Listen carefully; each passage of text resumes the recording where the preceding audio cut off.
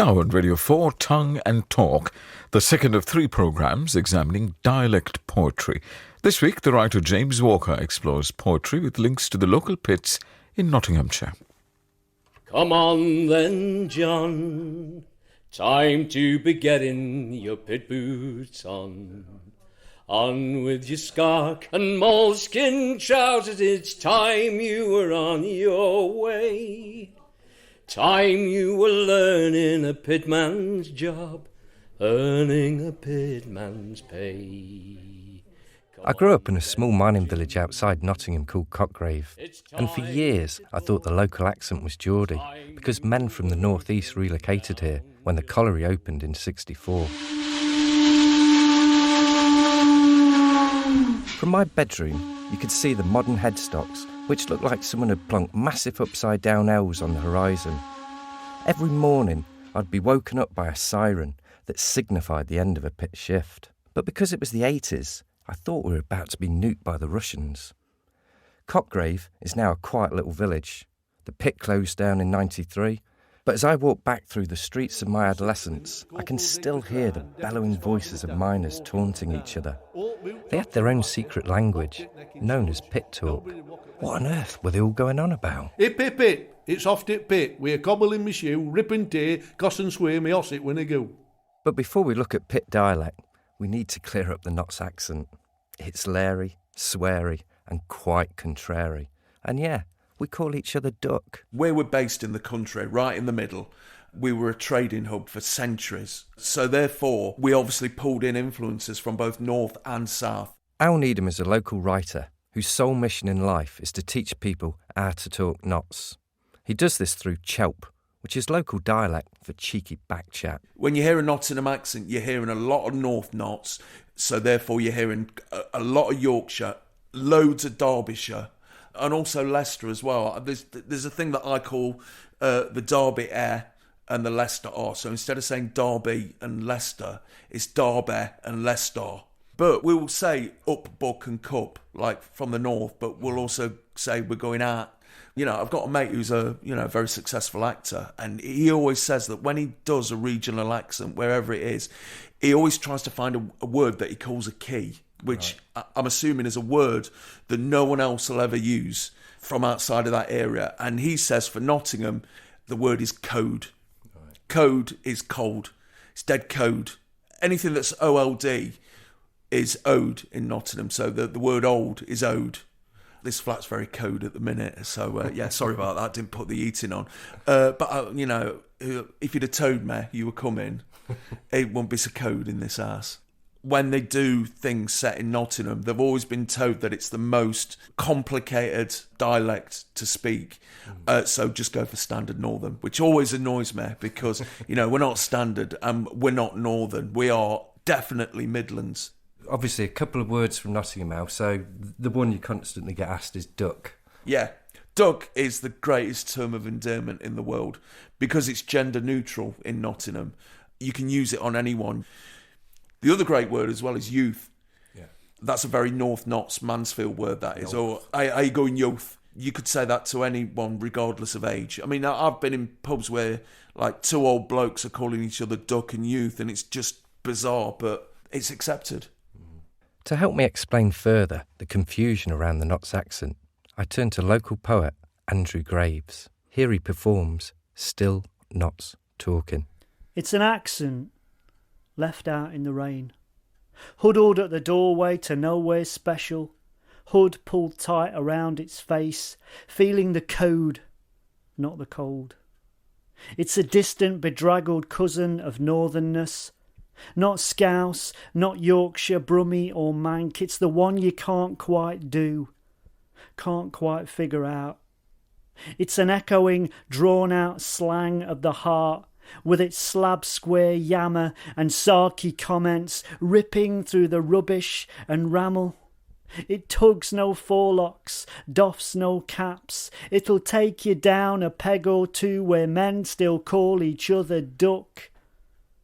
It's served with chips and batter bits, oiled with rally factory grease, choked with 70s slag heap dust. It'll sugar the tea, warm the plates, and give its seat up on the bus. One word used over and over again in Notts dialect and pit poetry is the word Mardy. Everyone has been referred to as Mardy or a Mardarse at some time round here. You can trace it back to the 19th century, probably from the dialect Mard to describe a spoilt, badly behaved child. D.H. Lawrence used it in his poem, The Collier's Wife. It's not a beggar, mother. Hark how hard he knocks. Hey, that a Mardarse kid. I'll gie thee socks. Okay, we're in the Left Lion editorial room and I'm joined by Bridie Squires and her team. Hello, Bridie. Hey, oh, you alright? And hello, Left Lion team. Hello. Bridie is a poet and also editor of Nottingham culture magazine Left Lion. She's written a poem called Mardy, especially for this programme. Here's the first 3 verses. Now, you're a performance poet and I'm guessing you're going to want us all to join in. Definitely. We've been taking the mick out our mama for years, because once she made a trifle and all the Maltesers sunk to the bottom. Ooh! Don't be so bloody Mardy. This bloke cut up my dad and he made him pull over so he could give him what for. There was sweat and spit and his tabs went bright pink. Ooh! Don't be so bloody Mardy. Now, my granddad never gets mad, but when he worked down pit, he says there was this oss, and he hated the bogger because it always had a cob on, but the poor sod never saw the sun. Ooh! Don't be so bloody Mardy. Hi, Natalie. Hi, James. Come in. Thanks. Nice to see you. We're at Nottingham Trent University to have a chat with Natalie Brabber, a professor of linguistics. Natalie's specialism is regional dialect in the East Midlands, and more recently, she's been looking at pit talk and poetry in mining communities. I started carrying out quite a lot of interviews with miners and really getting lots more information about the language that they use, this pit talk that's so specific to the miners underground and the jobs they did and the names they have for different tools. So the thing that I've been trying to do, so a lot of the miners say, oh, you can definitely hear when someone's from somewhere else. And then when you say, well, what's the difference? That's when it gets harder. Right. The North East miners talk about their Mara, their mates. Mara. So that's the North East miners. The East Midlands miners will talk about Meode. Meode. Yeah, or Surrey. Surrey? I've not heard that one. Yeah, so depending on who you speak to, it's either seems to be with an R in the middle or a TH in the middle. So sometimes it's like Southey or Surrey. When I think of mining culture, I think of the brass bands, I think of singing choirs. I don't necessarily think of poetry. I think a lot of this is with being in such awful conditions, you have to have some way of not letting off steam, that's not the right word, but of kind of releasing this, being underground, being in the darkness. A lot of them say, depending on which shift you're working, you might not see the sunlight, so you need to do something to... So you're kind of just reconnecting with life, really. But when I think of the miners where I grew up, they were big burly men. They all looked like they wore eyeliner, and you were a bit scared to go too close to them, but you always had a good laugh with them. So I just find it so fascinating that they want to open up so much and talk about these things. So do you think perhaps because mining community is gone, this is a way of them reliving that sense of community? Or is it nostalgia, or is it a need to keep community going? I think it's both, really. So I think, like you say, there is a real sense of nostalgia for this past that's gone. And a lot of the miners that I've spoken to said their biggest worry is that their children and their grandchildren won't know what mining was and what coal is. But a lot of them are interested in art, in poetry. Some of them have said to me the amount of talent below ground is quite amazing for what they say, just a miner. A lot of them weren't educated, left school at a very young age, maybe have problems reading, writing. One word that defines my childhood is blue. Everyone greeted each other with a nod and, all right, Blue, and it had nothing to do with Smurfs. It was only when I read this passage from D.H. Lawrence's Sons and Lovers that I discovered the meaning. It might have been the body of a man of 28, except that there were, perhaps, too many blue scars, like tattoo marks, where the coal dust remained under the skin. So if you call someone blue, it's just a way of saying, all right, you're one of us. You've been scarred by coal. This is Breach House, but it's probably best known as the Bottoms in Lawrence's novel Sons and Lovers. And Lawrence lived here from 1887 to 1891. This is at the foot of Eastwood, I guess, with a beautiful view looking out over the fields that Lawrence described as the country of my heart. Eastwood was a booming coal mining community at the turn of the 20th century. Lawrence wasn't a fan. In his early novels and plays, he bemoans the destruction of the natural landscape. Lawrence was probably the first writer to portray mining communities from the inside. He didn't hold back. Eastwood has never forgiven him. Inside is David Amos, an 8th-generation miner. Hello, David. Hello, James. We're in the front room of the Lawrence family. There's loads of different artefacts here. Could you maybe tell us a few things about a couple of them, such as these things hanging down here? Well, they that's over the fireplace there are moleskin trousers, which miners used to wear. And the reason for that is they're tough. They're very tough trousers. And they mentioned if you ever hear a couple of the mining songs, the traditional songs, particularly one that Ewan McCall did, which is called School Days Over, the lyrics go, on with your sark, which is a shirt, and moleskin trousers. It's time you were on your way, time you were earning the pitman's job and earning the pitman's pay. David performs the poem Ode to Bentinck Pit. Hip, hip, hip, it's off it pit, we're cobbling me shoe, rip and tear, coss and swear me oss it when I go. Gangers 1 and 6pence, corporals 8 for crown, deputies 5 and a tanner for walking up and down. All boot tops in water, up tit neck in sludge, nobody walk at Bentinck Pit, only fools such as us. It's a great poem, but could you explain some of the words in it, please? Because I could pick up little bits of it. Right, gangers was people who took supplies to the districts and the coal faces and that. Corporals used to be in charge of teams of gangers. They up until the 1960s, you had corporals. Deputy was a supervisor in the pit, responsible for safety. Could we just talk about some of the general words that were used under the pit? There were different shapes of shovels. Okay. And one was a sort of big, sort of semi-roundish shovel. And if you have a look at it, they refer to it as elephant's tab. Right, and tab being... Tab's being an ear. So this big shovel just looked exactly same shape as an elephant's ear, so it was called an elephant's tab. Okay, overtime was another one. Each quarter an hour of overtime at the pit where I worked was referred to as a noggin. A noggin? A noggin. Because a noggin for me would be maybe a head or something. You know, you bang your noggin. Right, gob's interesting. Yeah. Because the gob, of course, there can be 3 meanings. Your mouth is a gob. Yeah. If I were to spit, gobbing, you're gobbed on floor. But the gob, in mining terms, it's a waste area. It's waste, yeah. That's referred to as the gob or the gobbins. If I say, for example, you're trying to mend some piece of equipment at the house, and I'll still use this, and eventually you can't mend it, and I'll say to Claire, it's no good, gob it. I hear your dad was a stripper. Can you...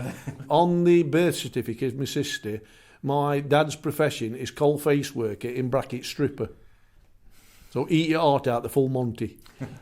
And that basically, think about coal seams and how you take the coal, because it's sedimentary rocks in layers, in seams. Right. The stripping it away. I wouldn't necessarily associate poetry straight away with mining. So is that something that's always existed, or is this something that's happened recently? Or It's certainly existed for a long time. And I think it was because of the nature of the work that you had time to think. There was nobody directly, an overseer over you. They periodically come through the shift. But bear in mind, a lot of miners, because of the nature of the work and the working environment, had a strong link with nature, like Lawrence was telling you, and this is where Lawrence would get it from. And they'd think about the words and put that while you had time to think while you were working, and put them words into poems and to reflect yourself. What you know, and often you'd link between either things in the pit or the nature. And I mean, locally, I had Owen Watson, who was at Ena in the 60s and 70s, wrote some lovely poetry. D.H. Lawrence was perhaps the earliest writer to use mining and dialect. His early plays about life in a mining community were dismissed as a sordid picture of lower-class life, with middle-class Edwardian critics unimpressed with its lack of verbal beauty. But Lawrence was a master of dialect. You heard a bit of his poem, The Collier's Wife, earlier. Now David's going to give it a shot. Somebody's knocking at door. Mother, come and see. I think it's nought but a beggar. Say I'm busy. It's not a beggar, mother. Hark, how hard he knocks. Here, thou art a mad-arse kid. He'll give thee socks. Shout and ask him what he wants. I canna come down. He says it's Arthur Holidays. Say yes, tha clan. He says, tell your mother as his master's got hot at pit. What? Oh, my sirs, never says that. That's not it.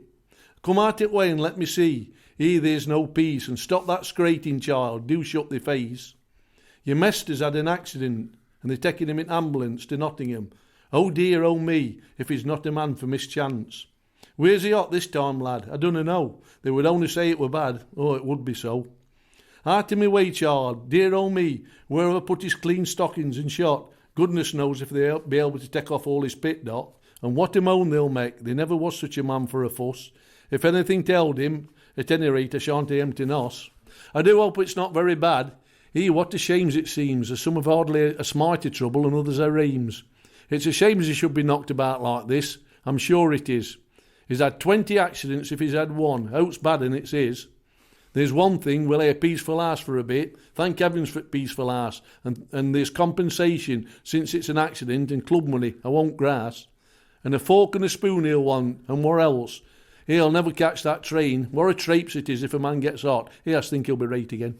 OK, David, it's been great. Thanks a lot. Take care, me duck. All right, my duck. Very nice. Thank you.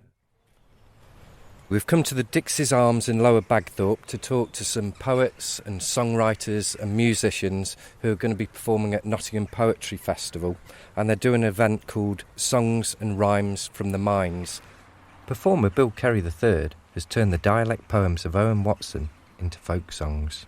Bill came across the poems quite recently when researching his family history. From the timings that I've found out that he worked in the pits at Ormond Colliery, would have been the same time as my granddad. So I was like, oh wow, this guy would have actually worked with my granddad. You didn't know about Owen Watson until you came across his book? No, so not at all. We've got his book, I can't even say it, Week in the Head. What does that mean? Week in the Head. So that first one's called Strong in the Arm. Right. So there's an old saying, people from, well, I think a few people claim it's their saying, but like in Ena, they would have said, oh, he's strong in the arm, weak in the head. Right. You know, he's got lots of strength, but he's a bit, you know, not sharp or anything. What are you hoping to do with these poems then? Well, just keep them, and maybe having a song version of these will just to help keep them alive for a bit longer. I mean, it's important that maintain the language, and some of them, the dialects, some of them are really, really hard. I mean, this isn't that one isn't too bad, but there's a couple that you have to sit down for hours trying to work out what they. Well, let's try and read this. Let's read the second stanza. All right. Up Shipley or Fost and turn right down below Derby Lodge, turn right down below Derby Lodge, then slip up Smalley Coach Roach where there ain't so much traffic to dodge. We got one here. Thou'd squire pull bag of mashins dern. Now, mashins, that's tea bags, isn't it? Yeah. But what's dern mean? Down, well, probably down, I think. Mashins down. Yeah. Right, okay. So he's pushing the tea bags down into the cup. Yeah. This is one. Dave does this as a poem and I do this as a song. Where they're going when Ormond shuts. And this is really good because it's a conversation about a couple of miners asking each other what they're going to do when Ormond Pit shut. So that shut in 1972, and all the miners, they were given jobs, but they had to sort of decide where to go, and they all knew that wherever they went, it wasn't going to last long anyway. It's only for another couple of years or so. So it's a really good sort of poem. That is. It's. Well, do you want to read at the beginning? Where they're going when Ormond shuts.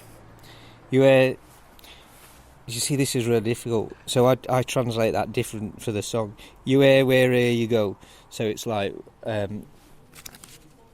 it's sort of like I haven't asking you where you're going to go, but in a really strange way. So where you going when Ormond shuts? Where you go? I haven't made my mind up yet. Harry hadn't even asked me Flo. So Flo's obviously his wife. Oh, I'm thinking of going to Babington, and what about Moor Green? And now the Anna long to go. There's not long to go. Well, goo, isn't it? Yeah, goo. Don't spell what you mean. It doesn't matter where they goes. They'll later flit again. Flit. Yeah, to go again. You're going to have to go again. So even when you go there, you're going to have to go again. You later flit again. Another job. Yeah, but if there goes a long way off, and what about our Gwen? Says on about us, and then you come down here, and this story here. He goes a long way off because he goes to Calverton, which is like the other side, Nottingham.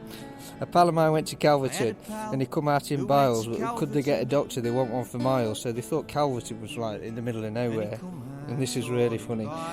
Stuck right out in country, his wife began to sicken. I wedney Arthur aching back from going tatter picking. Yeah. So, yeah, it's good. And they talk about how the new pits. Where's that one about? Yeah, there you go, look. They're getting coal out now. These new pits not last forever. As to watch it coming up, it's like a long, dark river. So they were moaning about the new production methods. We're getting the coal out too quick, so they were bound to shut soon. Right, so they'd be out of jobs. Yeah. So if you do it manually, at least at least you can drag it out for another couple of decades. They're getting coal out now. These new pits not last forever. And if you see it coming out, it's like a great black dotty river. Where art you going when Ormond shuts? Well, it's no good asking Flo, and it's no good asking Gaffer, 'cause he don't bloody know. Singer and musician Al Ray has also been heavily influenced by pit poetry and dialect. There's the bits and pieces of Nottinghamshire language that are always interesting to me, so I've kind of levered a couple of them into this song, some of the ones that I knew, and then also some of the ones that I didn't know. I had to do a little bit of research to find out some of the mining language that I wasn't aware of, and that kind of goes into this as well, which was interesting for me from a historical point of view. Al performs his pit dialect song, Dance of the Miner. Snapping me tomorrow, I'm going down. Put a jock in the scene, boys. Let's hope it's all fine. Take me Monday hammer and me elephant tap. By the time it is Wednesday, no energy I'll have. And he pans in me pockets, 'cause I'm going down Goose Fair, and I'll spend all my money on women and beer. And a powder monkey is what they call me. If I get out this mind blow, the miracle 'twill be.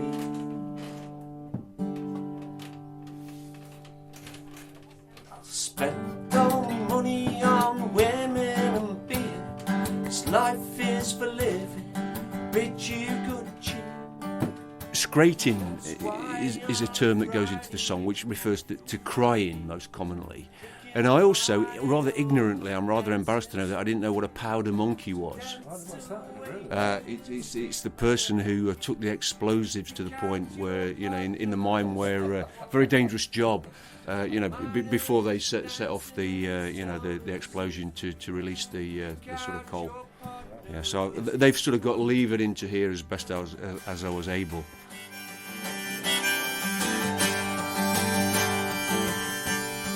Pick out your part, do step 1, 2, 3.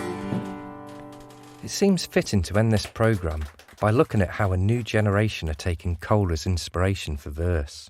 Alex Young, aka Young Motormouth, is a poet, beatboxer, musician and rapper.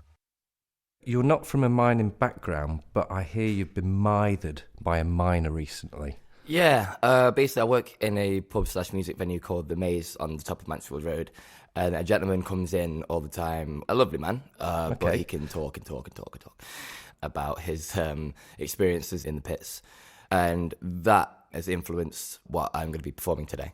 Now, as a beatboxer, you were also interested in the kind of sounds of mining. Yeah, I mean, like with stuff like, I don't know, chipping away with like the tools, like, you know, that kind of stuff, and I thought I could try and make it quite interactive with this, not too much.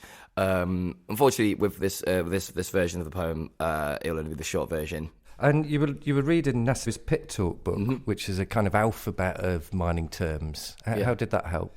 Well, I wrote the story whilst going through the ABC of these of the terminology in the pits and forming the story around that. Was there any words in particular that you liked or you enjoyed? Jaff nagged made me laugh, basically meaning like tired after a long day's work and stuff. Alex performs some of his poem, Black Gold. Pint of black gold, mate. Come and got me duck. This one's on the ass. Oh, like allowance call, yeah? Look, I didn't mean it like that. I'm still a man, you know. Thatcher dragged us out of those pits, but she never stabbed my spirit. I never retreated. I always advanced. Those cold and long cold walls of that shearing of that Anderson. Tim, calm down, you old git. Let's not forget when that roof erupted and you had to get dragged out. The abutment? I could have died happily in the aftermath of that fiery afterdamp, but the bloody black rippers stripped me of that. The rest of the day I was depressed as a bad hole. But if it weren't for that, you wouldn't have met Matt. Ah, the banksman. Full of banter, that lad. A right barrel of laughs. That Bevan boy bragged about my best brights, he did. My dugout dark matter shined brighter than my cap lamp. But I didn't dawdle in my mining findings for too long. I was a proper dobber. I did my overtime with that dog collar crawling on all fours with dotty breeches from early doors until I reached mine. Unless the deputy kept a few men in his pocket. Them lads would dash their sandwiches, snatch their flashes from the lampman and carried on and kept calm. Well, as much as they could mustering in our half-fast muckers. Some of them were a bit obnoxious, but were reet cockers. As my mate Chester from Leicester said, never carry stones. But sometimes we'd go off the rod and quarrel till they left it too long. Someone would go wrong and get pinned by someone that had fallen off onto their legs. Matt to the rescue. I couldn't let him down. I was too hard working. Even in some twilights, when I couldn't hold my Tommy Hawk properly at all, they told me to take a rack off. Now I'll tell him, naff off. I'm one of the utility men, you know. I was an under-manager... Tim, sorry, mate. It's closing time. All right, youth. Let me get in this pint, and I'll head back for some Zeds. Only for Tim to awake from his 1,000-yard stare, shedding a tear, sitting in his wheelchair.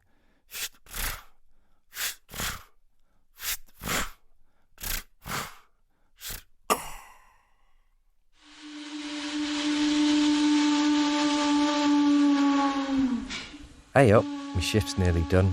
So tar for letting me blather on about powder monkeys and elephant tabs, the dialect that makes up my home. It's changed massively over the past 50 years. Once, Nottingham was a factory city. Folk worked at Raleigh, Players, Boots, or down the pit. These industries were like mini villages, taking up big chunks of land across the city. They created a sense of self and a familiarity that helped build communities.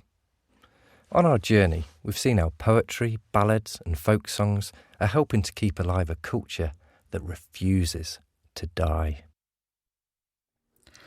Tongue and Talk, The Dialect Poets, was presented by James Walker and is a Made in Manchester production for Radio 4.